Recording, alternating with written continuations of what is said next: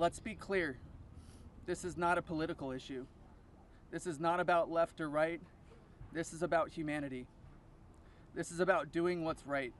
And this is about ensuring that the future we leave behind isn't one where the powerful can hide behind their wealth, their influence, and their money to evade justice. Our plea to you, whether you're a dad, a mom, a brother, or a sister, look your young ones in the face. Look them in the eye and tell them you didn't stand against the very people who raped, molested, and preyed upon children and young women. Tell them you were willing to negotiate a deal. Money should never be what makes something right or wrong. If you vote no, your stance will be clear. You will be choosing to stand on the side of the rich and powerful, allowing money to buy your way out of the consequence. But here's my one ask. Look these survivors in the eye and tell them why. Then, look the people of the United States in the eye and tell them why. And then, when you're alone, look yourself in the mirror and ask yourself why. Virginia said it best, and I quote, "I have physical and mental scars that will never heal. I have memories that will never go away. They say time can heal, but this won't. Not until the justice system makes an example out of these people with so-called privileges. I just call it money." The survivors of this horrific abuse are watching. The American people are watching. And history is watching. Which side will you be on? I always did my best in school, and I had such a positive outlook on life. Until that day that I met Jeffrey, I have never been more scared in my life than I was that first time that he hurt me.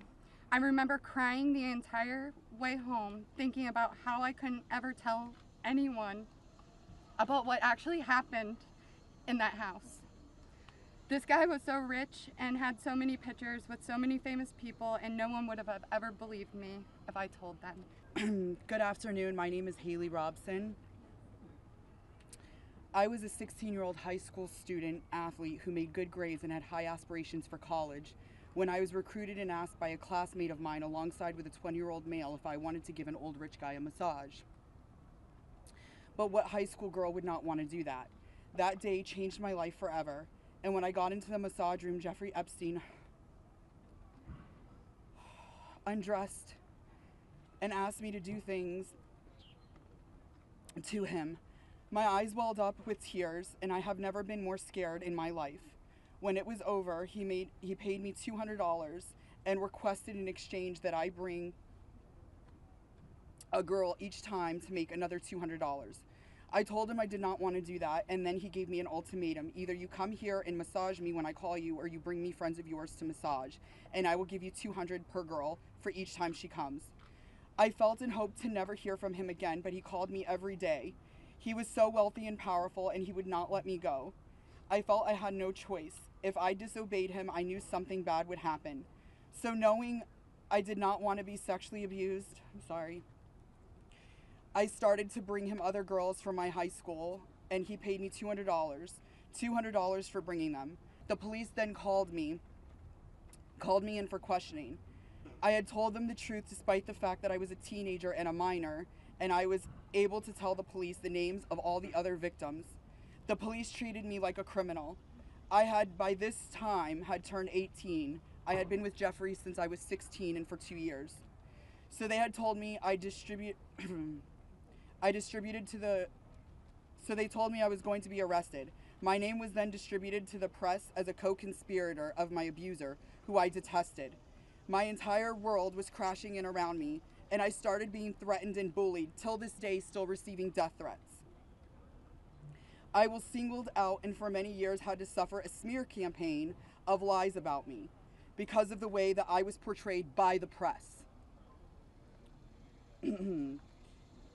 The press made me out to be a predator when I was just a 16-year-old little girl who was sexually abused by a powerful man and an evil man. For years, I had no friends. My boyfriend was murdered, and there was nowhere to turn. The government, after investigating more, learned that I was true a victim, but the damage was done and it was too late. There was no way to undo the harm the press had caused me. First, we and the rest of the world need answers. Why was he so protected? And why didn't anyone ever care to stop him? It doesn't take a brain surgeon to know that if he is spending thousands of dollars a day paying high school girls he abuses and had a lot of access to cash. I learned through my attorneys in the JP Morgan class action case that there were years when his staff withdrew over $1 million in cash a year. Hi there, my name is Lisa Phillips, and I'm the host of a award-nominated podcast called From Now On, a platform supporting survivors. I want to thank all of my survivor sisters who came before me today. I'll be very short. In the year 2000, I was taken to Jeffrey Epstein's island while on a photo shoot on a nearby island. Who I saw and what I experienced there was a glimpse into a very dark and disturbing world. For years after, I tried to avoid Jeffrey, but he had introduced me to Katie Ford, the owner of the Ford Modeling Agency. Epstein's reach went to the very top of fashion, arts, and entertainment. This did not just happen to underage girls in Florida. In New York City, hundreds of young, ambitious women were abused by him. Epstein was not just a serial predator, he was an international human trafficker. And many around him knew, many participated, and many profited. And yet, he was protected. Congress must choose. Will you continue to protect predators, or will you finally protect survivors? And also, I would like to announce here today, us Epstein survivors have been discussing creating our own list. We know the names. Many of us were abused by them. Now together as survivors, we will confidentially compile the names we all know, who were regularly in the Epstein world. At first, I was an excited young woman on top of the world. Epstein flew me to his private island. He listened to my dreams, promised to help, but his promises came with a catch. The abuse began. He told me to keep it secret. He manipulated me with quid pro quo I did not consent to, but I felt I had no one to turn to. He was too powerful. I was just one of the many young women trapped in his orbit. I was even taken on a trip to Africa with former President Bill Clinton and other notable figures. In those moments, I realized how powerless I was. If I spoke out, who would believe me? Who would protect me? Epstein himself was the most powerful leader of our country. Epstein surrounded himself, with the most powerful leaders of our country and the world. He abused not only me, but countless others, and everyone seemed to look away. The truth is, Epstein had a free pass. He bragged about his powerful friends, including our current president, Donald Trump. It was his biggest brag, actually. And what I endured will haunt me forever. There are files, government files, that hold the truth about Epstein, who he knew, who owed him, who protected him, and why he was allowed to operate for so long without consequence. Why was Maxwell the only one held accountable when so many others played a role? Why does the government hide this information from the public? This secrecy is not protection, it's complicity. And as long as the truth is buried, justice will remain out of reach. Mr. President Donald J. Trump, I am a registered Republican, not that that matters because this is not political.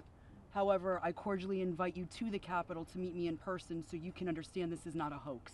I was abused by Jeffrey Epstein and Ghislaine Maxwell for over 10 years. Ghislaine Maxwell was present for some of my abuse at the hand of Jeffrey Epstein. She was present, she was complicit, she was enabling, and it is appalling and disgusting. And it's one of my worst nightmares that she not only be transferred, but at the possibility that's very much going around that she might be pardoned. Agreed. Is there any evidence that Jeffrey Epstein was involved with or tied to the CIA or a foreign intelligence operation?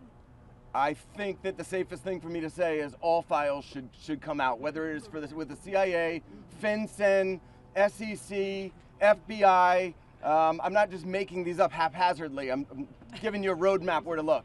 Hi, Anushka DiGiorgio. I have been threatened. I was threatened by phone. My daughter was threatened when I was volunteering to participate in, by means of being a witness in a civil lawsuit that Virginia Giuffre was bringing against Ghislaine Maxwell. I have been followed. I have been stalked. I have been followed not only by journalists, but by people who do not get out of the car and do not try and talk to me and just drive behind me as I drive my daughter to school. So the fear is very real for us. I have also been in multiple situations with both Jeffrey Epstein and Ghislaine Maxwell where they have been direct and indirect about implying and saying that if I was to talk, if I was to bring any kind of trouble, then there would be severe consequence, including death. To your question about the allegations, there's a simple answer. Release the files. Let the American public decide. I want to summarize 3 basic things that I heard from the survivors. First, they want to know why our government covered up for someone rich and powerful. Why is it that we have 2 Americas? People say, why do you need to release the Epstein files if Epstein is dead and Maxwell is in jail? Because we don't know who all was involved in the cover-up. Why are there rich and powerful people who didn't have justice? They want to know that. Second, many said it's important for their own closure. They don't know their own abuse. They want to understand what's in these files for themselves. And third, we heard that there are many others who obviously were involved. For everyone watching at home, I think it's important to put yourself in these women's shoes. As you're questioning, why can't they just name the names? What you don't realize is they just told their stories of being raped and being abused, being victimized, being manipulated, being coerced, and basically held in a prison of captivity of sexual abuse while they were young teenagers and extremely young, vulnerable women. And in Jeffrey Epstein's home and the places they went with him, they saw the most powerful people in the world in his pictures, and they saw him with those people. Can you imagine how terrifying it would be to name names like that? These are some of the richest, most powerful people in the world that could sue these women into poverty and homelessness. Yeah, it's a scary thing to name names, but I will tell you, I'm not afraid to name names. And so if they want to give me a list, I will walk in that Capitol on the House floor and I'll say every damn name that abused these women. I can do that for them, and I'd be proud to do it.